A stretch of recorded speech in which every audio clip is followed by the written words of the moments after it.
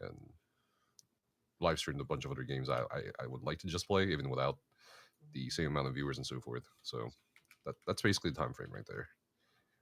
Um, Yeah, yeah. yeah. So I do remember, and I want to highlight this, but you're the can you tell us more about the ESO University?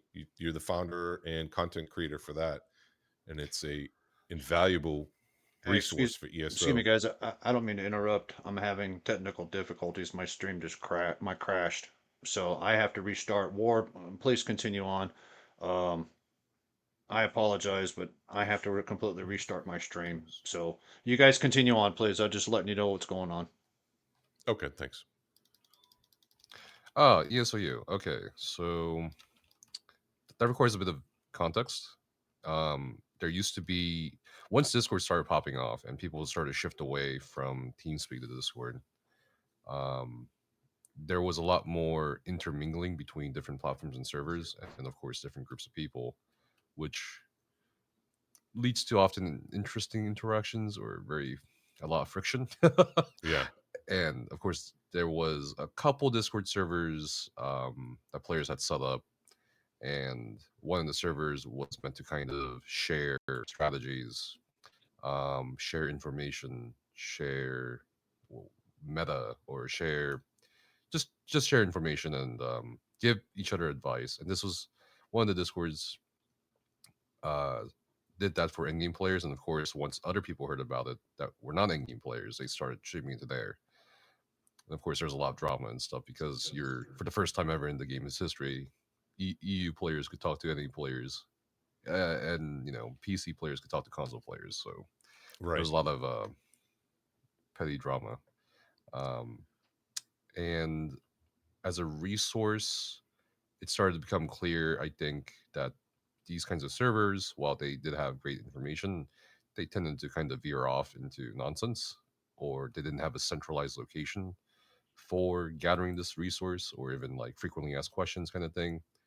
Um, and a lot of people, even today, I think, mistakenly treat Discord servers as a repository of knowledge of like, but it's not permanent. Discord's not permanent. It'll never be permanent unless like, they somehow make some sort of website equivalent somehow. But even then, they own your data. So I looked at all that, and there was another end game player by the name of Matsona, and we just kind of brainstormed and talked between ourselves and said, what if there was a server that actually did focus and specialize in, um, teaching people, but not just you know shooting them a website link or shooting them a rotation or something, but also actually host, make use of Discord voice channels and text channel, like the voice channels, actually show people how it's done, talk to them, do these classes, and live stream what we're doing. So sort of the same concept we had back in 2016 when we were just kind of doing live streams for our friends to show what we're doing. So we did that. It was initially called Atsona's Academy, and then Atsona left the game, and then I was like, okay, well, something a bit more encompassing, like ESO University. Okay, that's whatever. Naming wise, whatever. That's fine. And we started hosting all these classes for about 4 or so years. We had the best players come in, contribute their knowledge. We had people who were obsessed with the math of the game because a lot of the game back then, even now to some extent, is a bit esoteric. So not it's not really displayed in the game very well, information wise. Right. ESO is not a very good game in terms of displaying information or showing access to information. So we had all that, and then yeah, it just kind of snowballed from there. Now I think it's over 23,000 people in there. Um, That's a pretty significant accomplishment for sure. yeah, and it got partnered with Discord because of the activity in 2021. And then 2022 we did this like rating project or program where people could we would like help almost 300 raid leads try to lead raids in a more structured manner, and get more people into endgame raiding or just raiding in general. But Hmm. of course that kind of fell flat for various reasons. So yeah, that's basically the summary of that server. And of course we have websites, actual repositories, but we're still kind of in the middle of this weird transition phase where our main developer is kind of still working on the main website while our other two developers are working on or have finished ESO directory and are still working on ESOexplorer.com in Okay. terms of like yeah. So those websites are still under construction, Yeah. essentially. Sounds like you definitely kind of found your niche. I remember the one that I used to follow a lot before ESO University was Alcast HQ. That was kind of my go-to when I first got into ESO. But then I remember ESU University, and it kind of was more. It leaned into the teaching aspect, where you're kind of guiding and supporting, like you said, potential raid leads and helping them out as a resource.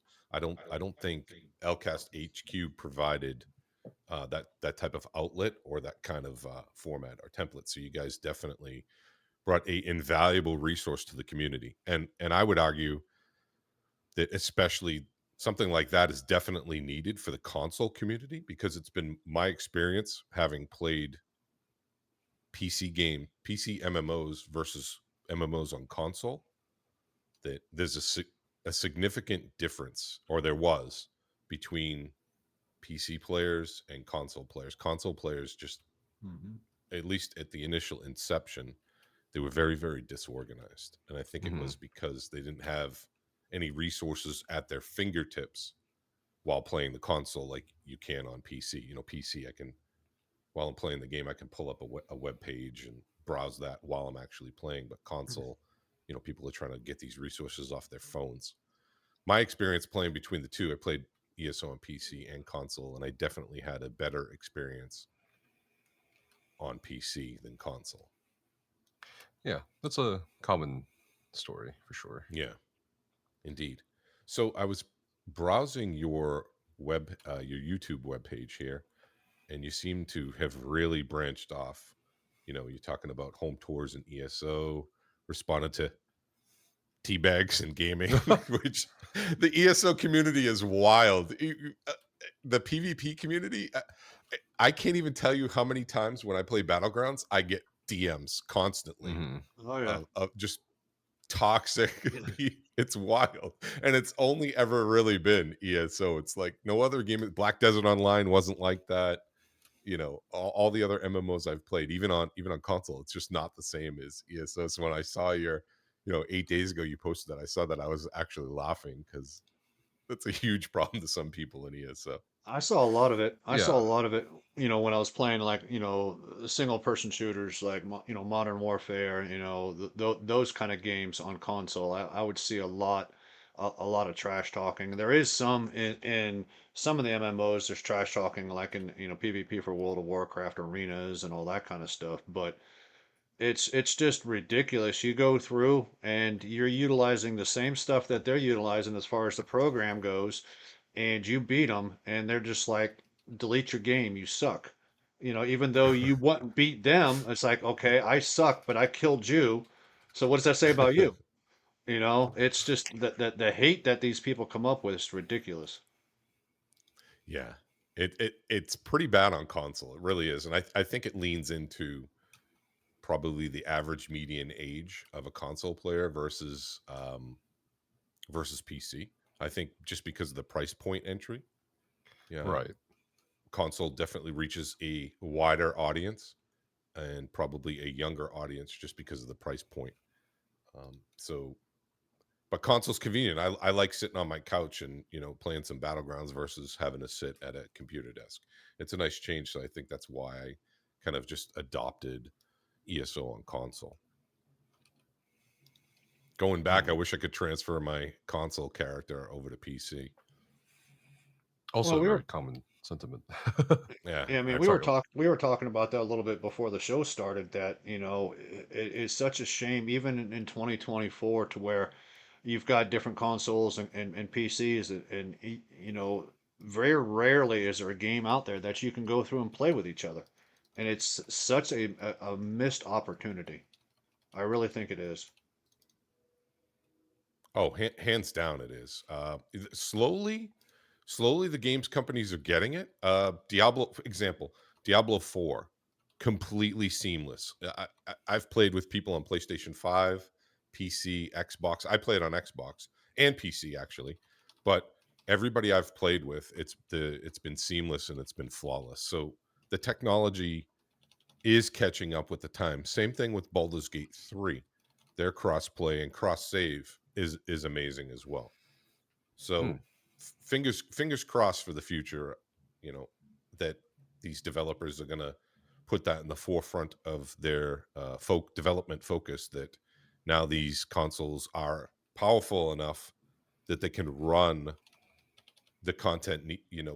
Back in the day, I think the 360, for example, Battlefield 3, you could only have 16 players, where, or no, I'm sorry, 32 players, where PC it was 64, and it Hmm. was because of the limitations of the Xbox 360 or PlayStation variant, that they couldn't have as many players on screen at a time. And now that's a non-issue. Hmm. So, so I'd like to circle back to your content creation experiences, if that's Sure. okay, Nefas. Sure. Sure.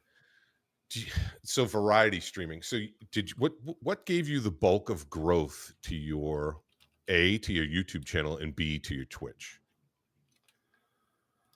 Uh, Bulk of the growth. So, I guess it was essentially consistency on the YouTube end, in terms of like putting out content people would actually want to see. And I focused mainly on more educational or um, kind of like a heads up, this is what's happening kind of videos for a long while. And of course, like any other ESO content creator, it would be about builds at one point. Although I didn't get too much into builds apart from showing uh, the best setups possible, rather than a lot of these more popular build videos, which just kind of, in my opinion, are almost nonsensical in some ways. So yeah, I mean, I kept that up, and once you find your audience, you just kind of keep going at it. And the strategy, essentially, I think for anyone really, if you want to grow your Twitch as well, is to also grow it through YouTube. Yeah. Um, the YouTube got further first than Twitch. Twitch is just a way for some people to interact with you live, um, and to ask you questions live that they probably can't get their answers in the comment section or so forth. So that was certainly an avenue, and you can direct people to your Twitch using your YouTube videos or descriptions or comments. Other than that, that was really it. And Twitch wise, it was also about consistency.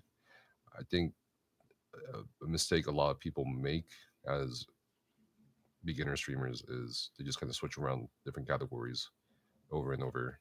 So one day they're streaming Call of Duty, which is great. But the next day they're streaming Guild Wars 2, which is also great. But then there's no where for anyone to really find them. There's nowhere for anyone to. There's no way for you to kind of connect with a community of some sort. So that's something that helped a lot. And in fact, I think a large factor in why so many partnered Twitch partner streamers come from ESO or similar categories is because the communities there that at least watch the live streams in that category stick around long for that content. But if you keep switching categories, it's not going to help in Yeah. retaining that audience. If we're going to Now, keep Yes. the same. when you're saying switching categories, you're talking about like switching games and stuff like that between ESO and Guild Wars 2. Now, what if you were in a community such as we were talking about earlier? Such as Dungeons and Dragons Online or Lord of the Rings Online, to where the community itself is very, very loyal, all right, very supportive, but it's also very small. For somebody that, for prime example, myself, and War himself, I'm not trying to speak for you, War, but we're in a very small niche, so would it be advisable to leave that niche and go play something else and not be happy with what you're playing, or stay in that small community to where everybody can go through and find you, but you go through and you limit your growth as a streamer? I guess it depends on what you want, right? True. um, do you want growth, or I want the community and the growth. I want it all. you want the community growth? Okay. I mean, no, that's valid. That's fine. See, with me, to more define it, is yeah, okay. I would love to be able to go to and have the growth. I would love to be able to log in and start playing whatever game it is, and have 30 people that are on there on a regular basis, talking. I cannot stand, one of the main rules about streaming is talk, even if nobody's there. I can't sit there and talk to myself. Why not? I can't.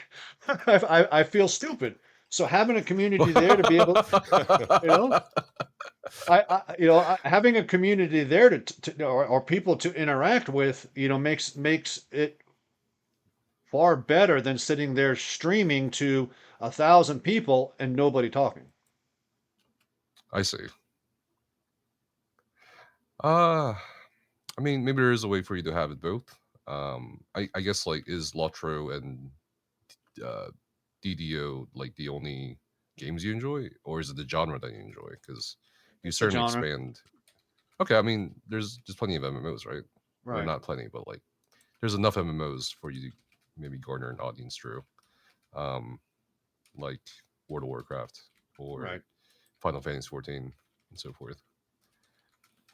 So you could Okay. still enjoy and still, um, find the community or Right. garner a community. I think really just comes down to, do people sense that you're passionate about it? Do people kind of get the sense that you're going to stick around? That's really it in the end. Yeah, Consistency. yeah. Okay. Nostalgia Steve in chat just said, "Always assume there's someone watching. Eventually, it will be seen." That's a great point. Some of the best streamers that I've seen and that kind of impress me are the people who are able to organically vocalize their way through their content as they're playing it, even if it's for a smaller audience. And I'm like you, Sarge. I have a problem doing that as well. I get awkward. I don't know what to say. Um, I feel as though I'm not being very entertaining, and I Hmm. think that's a huge part of streaming. Is people are there for, they're there for engagement, but they're also there to be entertained. They're there for a couple different reasons. Either you're really, really good at playing that particular game, so they're there to watch you excel, or they're there, like with Nefas on YouTube, they're there to watch his content so they can use that as a knowledge resource database. And that's another Hmm. thing that I see some streamers do very, very well, is they're so knowledgeable about that game that they impart that knowledge on their viewers, so the viewers are getting something, some value, True. some equity from that stream. And that's something that me personally, I definitely need to work on. um, I'm like, in my streams, I'm kind of just whimsical and I laugh a lot and joke around, but is that entertaining? Is there value in that, or is it my gameplay? It's something that I need to definitely dial in and get better at, for sure. Well, I mean, I definitely think that it's going to be a combination of both. Okay. Um, Even if you are really good at your game and you have somebody that's sitting there, you know, like this, everything's kind of dark, you can barely see them, and they're just like, and then they may be doing good. Somebody comes in chat, they don't talk, they don't pay attention, they don't greet, they don't do any of that. You've got to have personality when you go through and do it. Um, I mean, and you don't give. I don't think you give yourself enough credit. When you're streaming, is you are constantly talking. It's because 90% of the time you usually have somebody in Discord with you, but it's got to be a combination of both. You have to have some kind of personality when people are coming in, and you need to have something of value other than your personality to go through and provide. Does that sound about right, Casper? Yeah, I mean, there's, like you guys are talking about right now, there's multiple avenues or ways of um, getting that community or getting that growth. Personally, I don't know if I'm like the best person to talk to you about this, No, no. but I mean, 28,000, almost 29,000 followers on Twitch and almost Yeah. 43 on YouTube. I think you have a pretty good, you're a Yeah. pretty good Um, data point. You're a good resource. So I, please. I guess I'm really grateful to all the people that's helped me along the way and talked to me and said hi to me and hung out with me. But if we're talking about just like um, just the metric itself, I don't know if I would be considered a good data point. I'm kind of like I personally I have these moments where not moments, sorry. I guess moments, yeah. I think that's the best word for it. I have these moments where I just kind of consider myself a failure, but not like that's like the end of it. More of a currently I'm failing, so what can I do to not Uh-huh. feel like I'm failing? So, Uh-huh. and of course that's a big motivator for me. Hey, I'm failing. I'm not really satisfied with what I'm doing. There was a point at which where I think there's for a lot of people that start doing this kind of stuff. There's a point at which you're first doing this for fun, and then you realize, oh, okay, um, cool.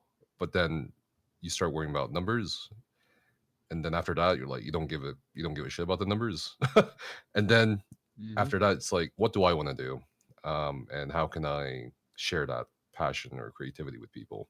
I'm at this stage where how do I do this? And it's kind of like going back to square one, but I'm just really not satisfied personally with whatever I am right now, at least online.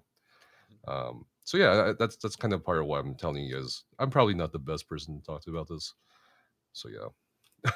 Yeah, but I mean, No, I mean, go ahead, Such. you brought up a valid point.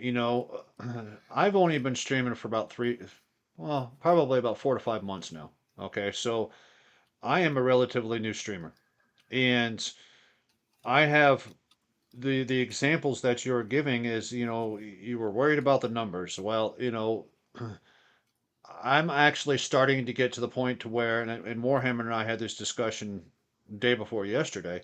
When I first started, I was always talking to him, and it's just like, dude, I'm not getting any, I'm on stream and I'm on stream for hours, and there's two people that come in. They don't talk. They don't, this, that, and it's all about the numbers, you know, and then him and I finally got to the point to where we're like, you know what? The numbers don't matter. They really don't. It's more of doing what you enjoy to do and being able to express that enjoyment to others. So I know exactly where it is that you're coming from. I really do. What were you gonna say, War? No, I was gonna say, so what typically when you get on stream, for example, not content creating, because that you can kind of hyper focus on the subject matter or the topic, but when you're streaming organically, how do you present it? What are you looking to do in your stream? Are you looking for engagement? Are you looking to educate and impart knowledge? What do you um, Nowadays, I think I'm less about imparting knowledge, at Mhm. least for things like ESO, because I'm moving away from that game and moving into other games. Mhm. Um, I've been doing a lot of lore videos for things like Cyberpunk, Starfield. Um, Kind of did a bit of an Elden Ring stint for a while there, and that's because I enjoy stories. I enjoy history. I'm a historian, and that's why I feel the Right. work. And I'm not really looking to engage like constantly with people. Um, Thanks, Punk. I there, there are days where I just kind of do talk or ramble like for hours and hours and hours. My girlfriend will probably attest to that, both on stream and off stream. Like Yeah, I saw your the shop therapy couples session. I saw that.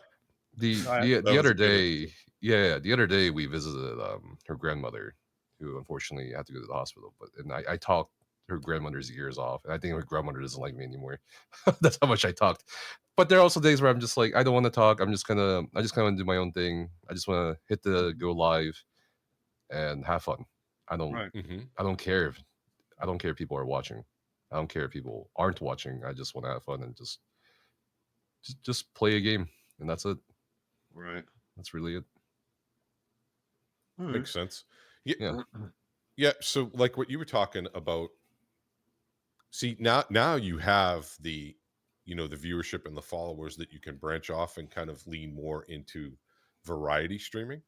But I think where I'm pigeonholed, and I'm probably Sarge as well, is the little community that I do have. I've built predominantly from Dungeons and Dragons, but I do Mhm. play other games, and I kind of want to share those other games, my experiences in those other games, and stream those as well. But it's been very, very hard to break out of, like you said earlier, jumping from title to title. It's almost like you lose that audience that are there for you, that you that grew with you for that specific one game that you started with. They're Mhm. not interested in that.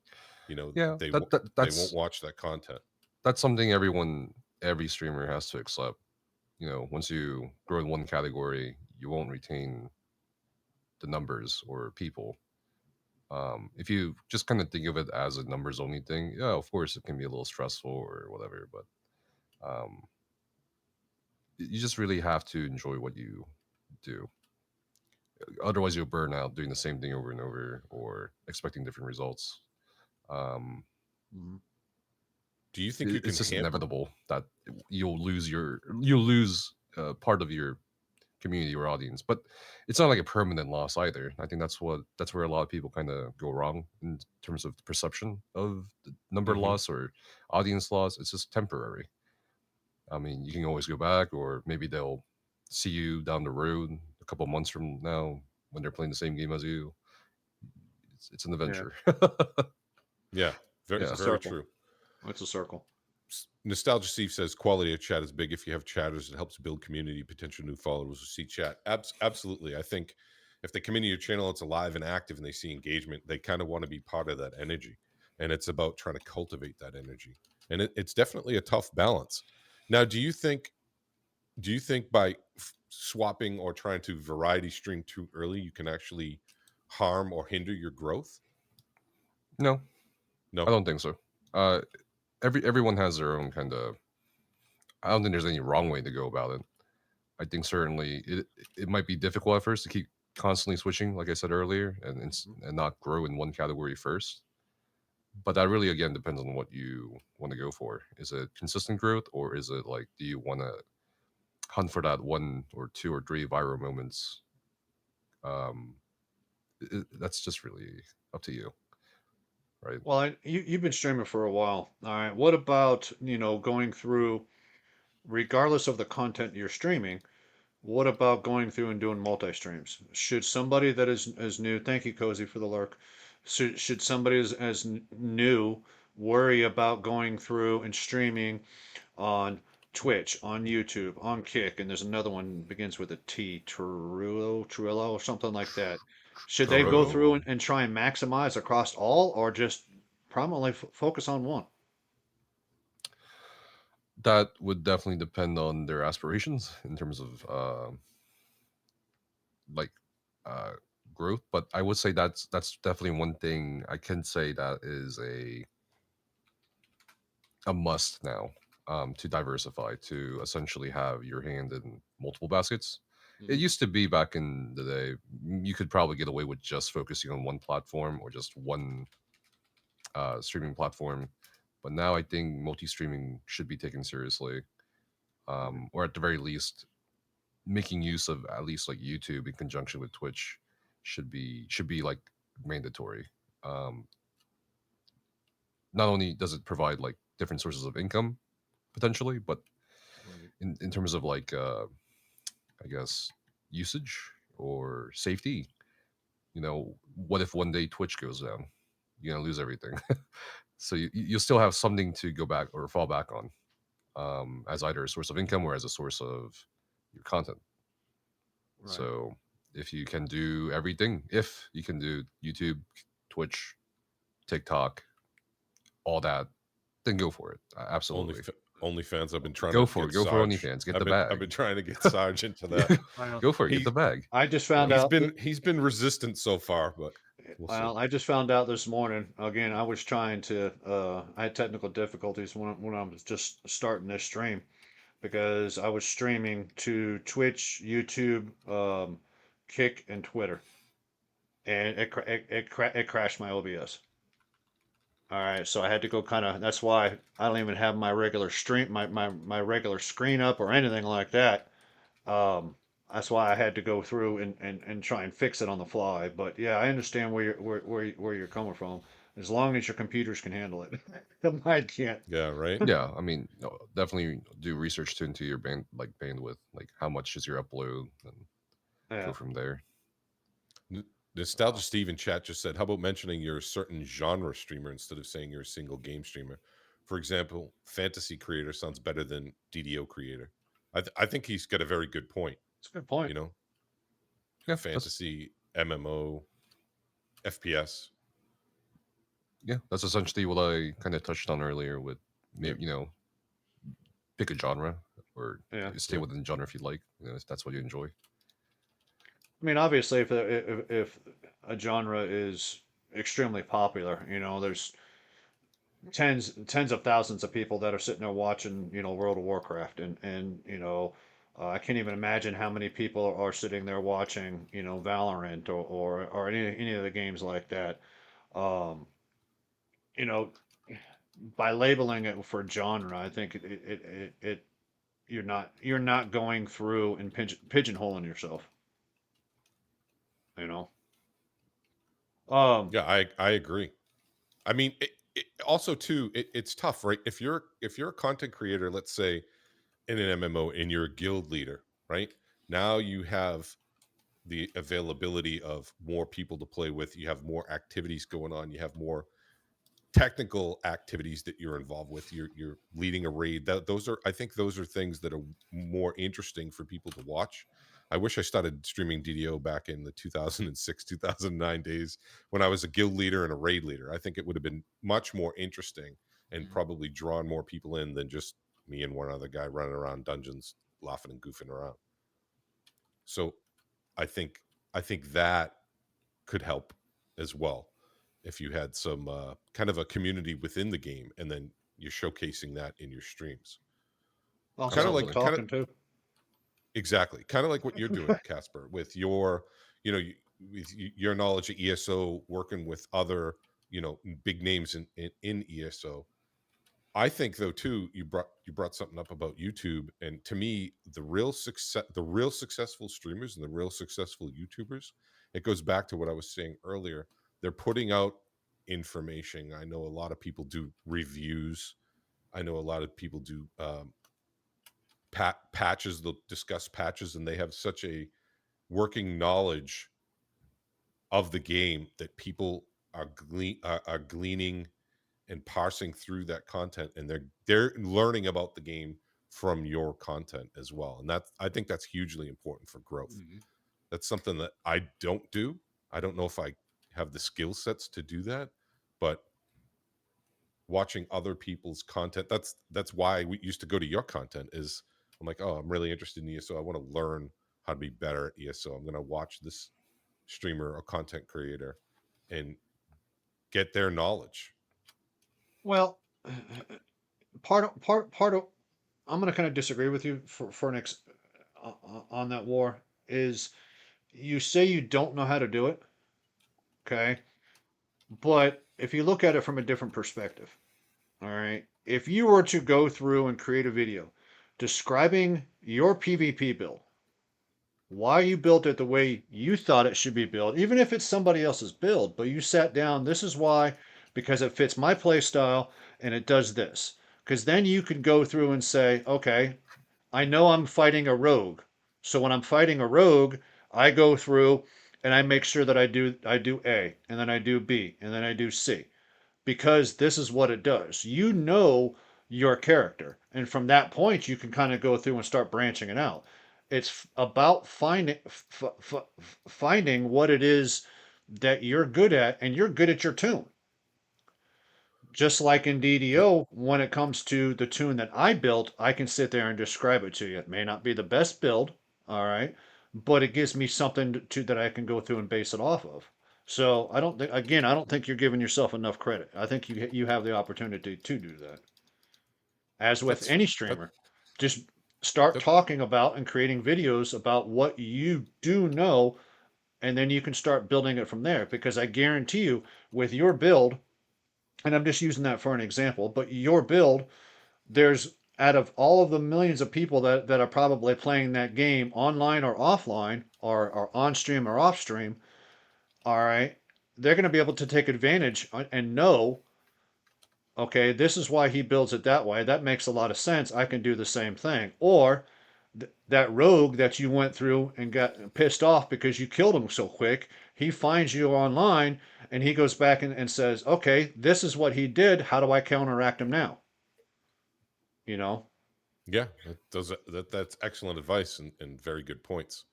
Definitely have to put that in my informational database. It's probably something I probably don't look objectively at things enough and apply them, Yeah. which is you definitely impart your wisdom a lot onto me, and I appreciate Now, sometimes I do a little too much.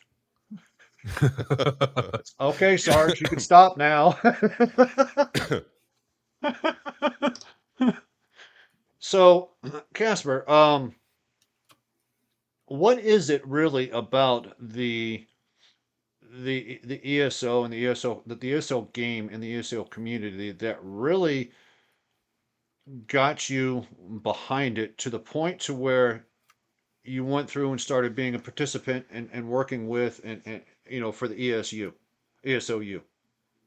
What was it about that really drove you to do that? um so I feel so this question pops up quite a lot actually. And when we went to QuakeCon and just this past month, and we went to Amsterdam in April for the community meetups, they actually took us aside to interview us. I think there's like a clip somewhere from Bethesda's channel, just showing me kind of nodding my head while my girlfriend talks. But the answer is just the community, really, just the people Oh, that you meet.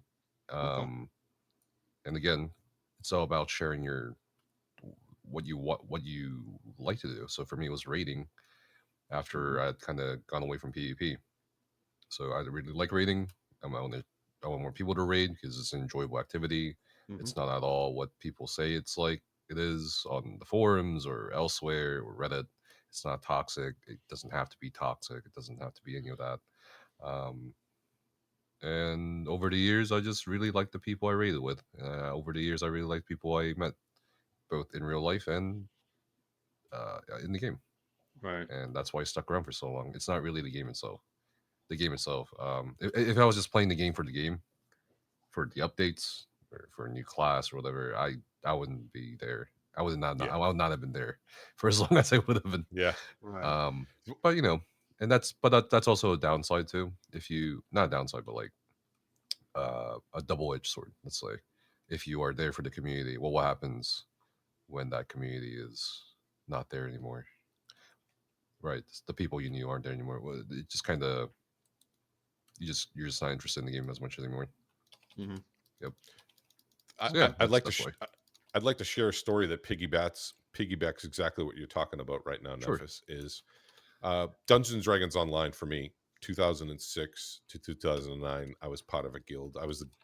Ended up guild got transferred over to me, but I played that game so long, not necessarily for the game, but it was for the guild. It was for the people. It Hmm. was the community that we had built internally in that game. And that was my first MMO experience ever, was Dungeons and Dragons. So I had never played original EverQuest. I had never experienced any other type of MMO. So for me, that was my first big sample, and the people there were amazing. I After that, I had left Dungeons and Dragons Online because I think the level cap was like level 10. There was no updates. They weren't really working on the game. So I was branching out and said to myself, let me see what other titles are available. Brought a few people from the guild with me, but when we went over to Lord of the Rings Online, we just couldn't find that community. That was just absent. And we hit the four of us that went over to Lotro even though we still had each other, we didn't have that larger community that we were accustomed to. Hmm. And then ESO, that's exactly why I actually left ESO, because I played it on console, but the absolute lack of community, I could not build or be part of a community in ESO where I felt that the members weren't just transactional.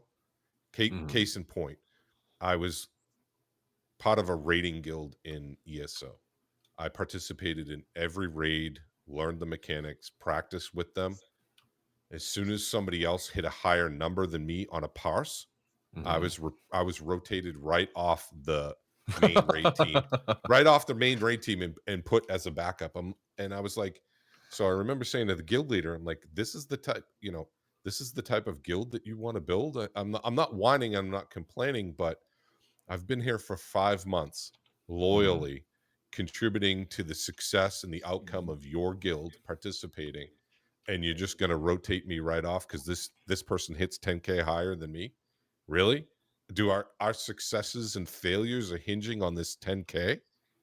It amazed me. I and I could never replicate that community again in another MMO like I could Dungeons and Dragons. Yeah. Yeah. It was wild. No matter what games I played, Guild Wars, Warhammer Online, um, Terra, I played them Mm. all, and just never again. It was like all everything aligned in Dungeons and Dragons, met the right people at the right time, and and today, even to this day, 18 years later, that guild that we formed still in existence, and people now still play that game together. It's wild to me Mhm. that you would build a community in a video game and it would still last almost 2 decades. Yeah, longer Well, than most companies, or yeah. Exactly. Well, hell, I mean, you know, for me, Right. one of my best friends. All right, I call him my brother. um, I've known him. The game that I met him on, was a game called Shadowbane. All right, and it was a PvP oriented game, and I met him back in 2004, and I mean, literally, 20 years later, I consider him a brother. In World of Warcraft, the game that I go through and I play, I haven't played it as much because I've been playing DDO and building, getting a lot of great relationships with the people that I'm playing with on that.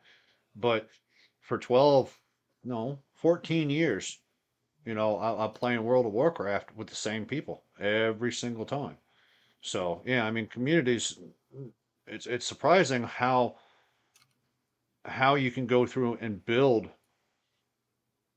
such good friendships with and relationships with people. I know people that have met online, through gaming, and are um, they're getting married, stuff like that, or already married to somebody that they met in the game. Heck, Nacho. She's Yeah. another DDO streamer. She was the first person to actually greet me when I came in to the DDO community. She met her husband through the game. It's the communities, the potential to go through and build these communities is fantastic. With all Yeah. these different games.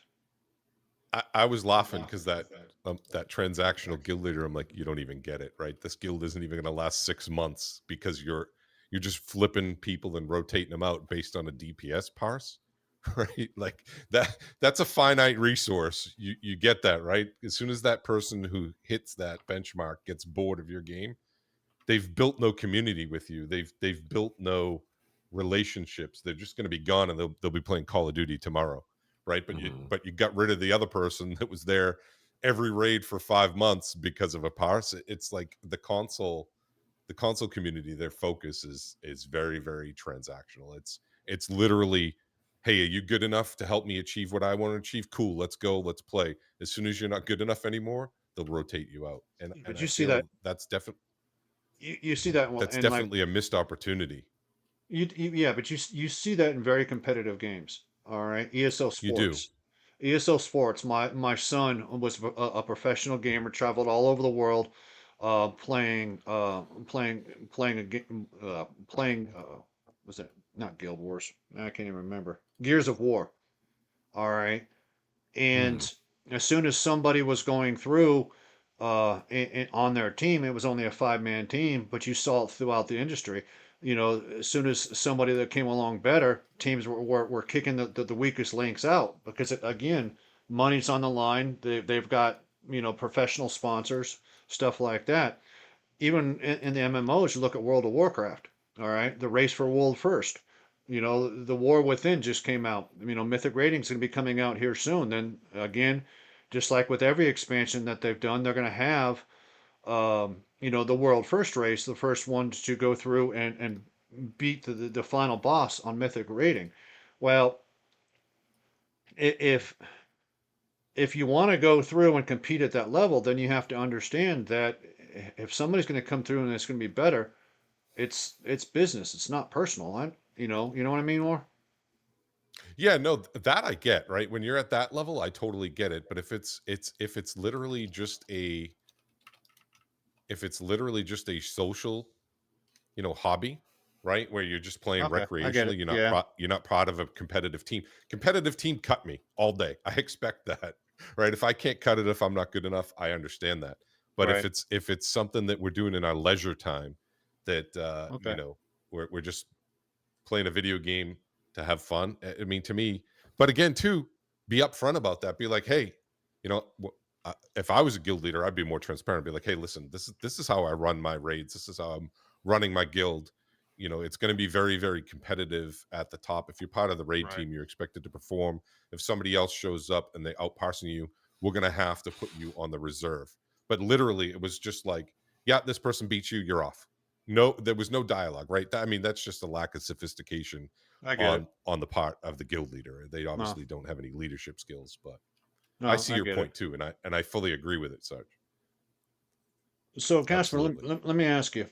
One of the things that we have been touching on every single episode, pretty Hmm. much from the second episode, is the emergence of AI in the gaming industry. All Hmm. right.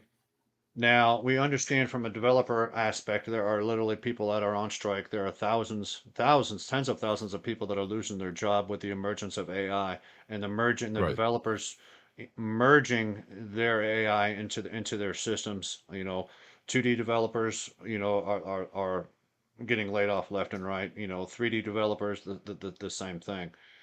How do you feel from being a gamer, being a streamer and being in the industry for as long as you have, do you feel, from your perspective, that AI is going to be a blessing to gamers or a curse to gamers?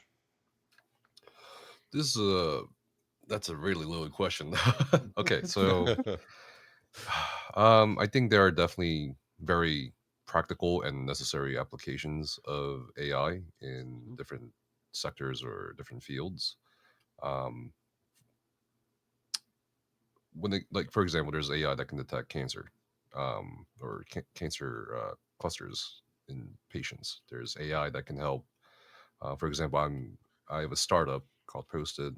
We have a kind of a this thing where maybe can offer suggestions on what you can kind of like write up for a post or content or something like that.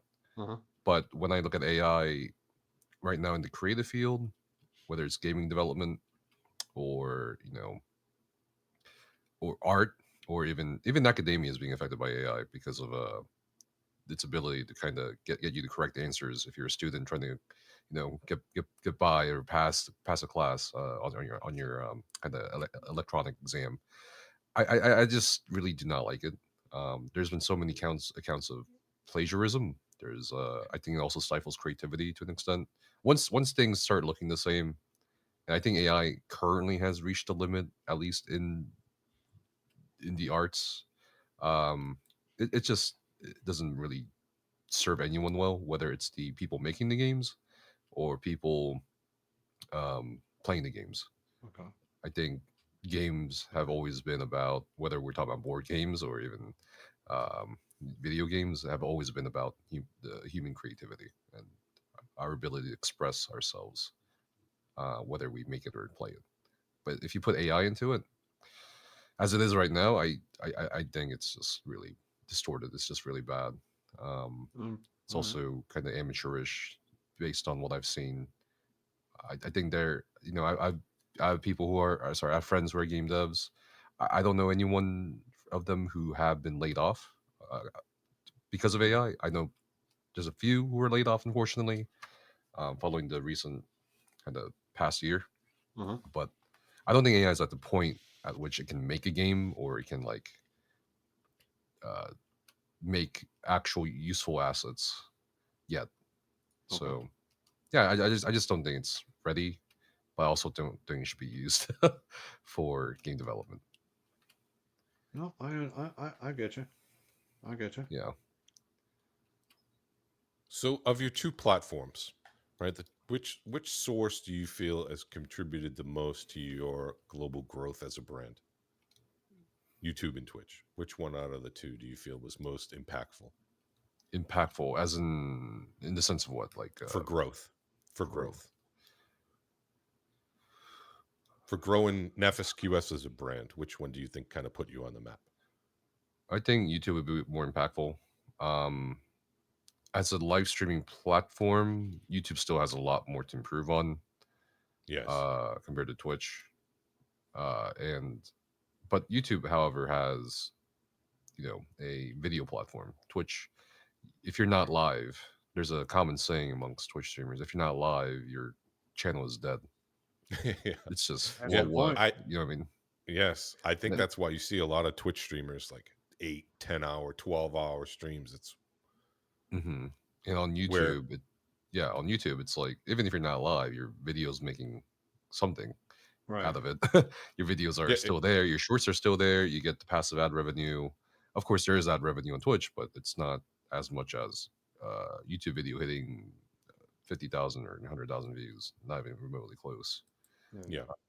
So yeah, I mean, there's this, and YouTube has increased so many opportunities to monetize your content, whether it's in the form of memberships or donations or Mhm. like just everything. It's very, very, very competitive and outstrips Twitch on that front. Now, for live streaming, Twitch definitely is still superior in some ways due to its due to the fact that it's been, a live streaming platform solely for the past however many years. But I think even on that front, it's kind of lagging behind. Right. Well, So I'm gonna. Twitch just go ahead, Sarge. Nope. You were about right. I was gonna ask the same question you were about ready to go ahead and do. Go ahead and do it. Sorry. Twitch just recently announced there was going to be another price increase, bringing the hmm subscription cost to $8. Do you feel that's going to impact the streamer base globally, or do you feel it's going to be more nuanced to smaller streamers? Thank you, Akeniverse, for the follow. I think, or it already has. I mean, this is, I think, their second or third uptick in pricing since Second. 2022. Yes. Yeah. Um, and it's definitely already affecting everybody. I I'm pretty sure, not just small or mid tier streamers, because now you have the option of Twitch Turbo, which is more. Well, I mean, you've always had that option, but that could be more cost effective in terms of not getting ads on anyone's stream. So you just have to Right. pay. Yeah, so there's that too. Twitch's monetization has always been kind of unfair or kind of shitty for creators anyway. Most get a 50-50 contract, or 60-40 at best, depending, or 70-30 depending. Mm-hmm. Um, and I believe like that $8 or $8.99 pricing is on mobile, right? Or is it desktop as well? Well, It's I saw conflicting articles. I saw one that said it was affecting mobile only, and then I saw another one that said it's going to affect, Twitch generally. I from don't know what if I Yeah. saw. can you What confirm I that? saw, it was mobile was the one that was going up. The desktop was not. Okay. Hmm. Okay, so for Mobile's mobile, always been more expensive anyway yeah, because because they get their cut.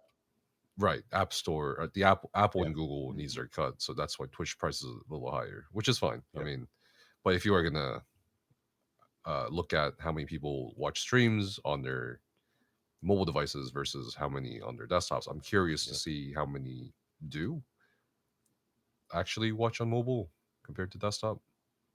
It must be a significant portion because when I look at my website analytics, there's a lot more mobile users than there Hmm. are desktop Yes. users.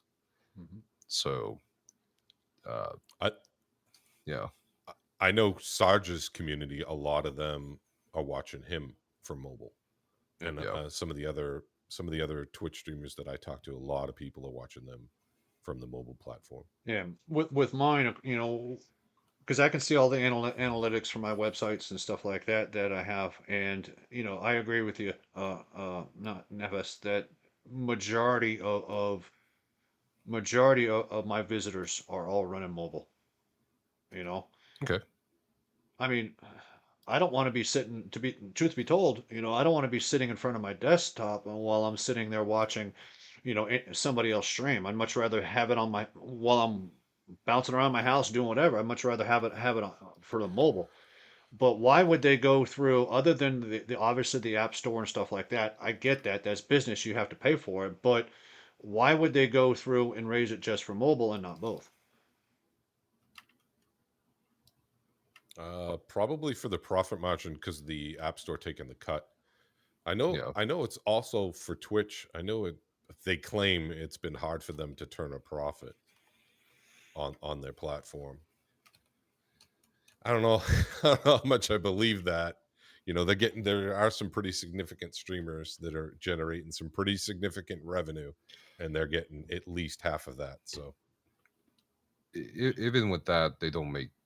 I know they don't make much because of the server costs. not much. Yeah. Um, Right. so yeah, and a lot of their income apparently does come from TwitchCon.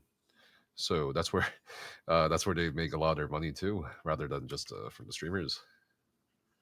So me and you guys just streaming this all this is costing them every minute. So Mm. Right. if you multiply that by however many streamers are streaming, then it's not Right. much. And Right. how many? It's almost like they want to shut down the smaller tier streamers because they're not cost effective, in my opinion. Hmm. Um, it definitely it seems like they're leaning that way. It's like, hey, look, all these sub 10 viewers, they're just eating up our resources. We're not making anything off them. They're just Hmm. costing us money. Let's kind of phase them out a little bit. Let's push them. Now, that being said, do you think that will push people over to Kick? Do you think you will see a upsurgence of streamers gravitating or moving over, transitioning over to Kick? Um. Yes and no. Kick is also lacking a lot of the things that Twitch Hmm. has, just like YouTube. Right. You don't get ad revenue on Kick. It's just solely based on how many subs you can get gifted or how many people sub to you. For the most part, unless you're in the Kick program where they do pay you based on how many hours you stream a week. Funnily enough, they also use the same AWS services that Twitch does. So, and they're backed by Stake, which is a gambling company, and that's how they Mm-hmm. maintain their resources. I don't think people will go over to Kick immediately or something like that. I think more than possible. I think YouTube will probably take the lion's share of whoever wants to transfer sold to a different live streaming platform exclusively. Um, I also wouldn't be surprised if Twitch started charging people to stream, like Ah, by interesting. a monthly charge. That's a I good can totally point. see that happening because, well, I think Elon Musk uh, made it so that you can't stream on Twitter without paying for the blue check or paying for Premium. whatever they call it now, premium. Yeah, Premium. Yeah. premium. Yeah. So, and it's not much really. It's what is it, $3? So $3 a month. So yeah, I Yeah. mean, I could totally see Twitch doing that if they are concerned about it, but I'm sure they'll get a lot of backlash anyway. But they are cutting costs. I mean, they stopped providing services in South Korea, as an example, because of rising costs there. So I don't think they're afraid to cut down on costs in any way possible. Well, I'm actually surprised Okay. that, being the fact that you've got the Amazon's the parent company, that they wouldn't have enveloped it into their Amazon and had things linked better through all of that. Um, and that's just a general observation. I mean, it's not really a major thing. I'm just surprised that they haven't migrated everything into Amazon, even though you have your Amazon Prime, but to where people can go out to Amazon, you can watch your Amazon videos, all that kind of stuff, to where Mhm. Twitch got absolved and became part of, the Amazon streaming or whatever the case may be. I'm just kind of surprised that Amazon, being as big as it hasn't done something like that already. It's just Yeah, again just an observation. it definitely feels like they don't really care too much. Yeah. I think TikTok recently got this feature where you could directly go to Amazon um, by like tapping on a content creator's link or something, or Mhm. a product that they're talking about. So it would take you directly to the Amazon website, but Twitch doesn't have anything like that for, Right. for Amazon. It just seems like there's a lot of missed opportunities with Oh Twitch yeah. features related to Amazon. I mean, there could be so much Hey, more. Nacho. Oh, yeah. Yeah, So I'm surprised, honestly. I'm really shocked that they haven't made, like what you said, Nefas, is I'm surprised you don't have to be a prime subscriber to be able to stream. I definitely foresee that coming down the road. Hmm. I think they will get backlash, but that would probably up their guaranteed monthly revenue with more prime accounts where, hey, you want to stream on Twitch, you want to be an affiliate, you want to be monetized, you're going mhm, to have a Amazon Prime sub. yeah, I wouldn't be surprised. I think I wouldn't either. companies are just looking for profit anywhere, any way they can. Yeah. Exactly. Well, we're right at 2 minutes past the hour. So, anything in closing that either of you would like to bring up at all? Anything? That's where I'll let you go first. Um, anything. Well, not All right. anything.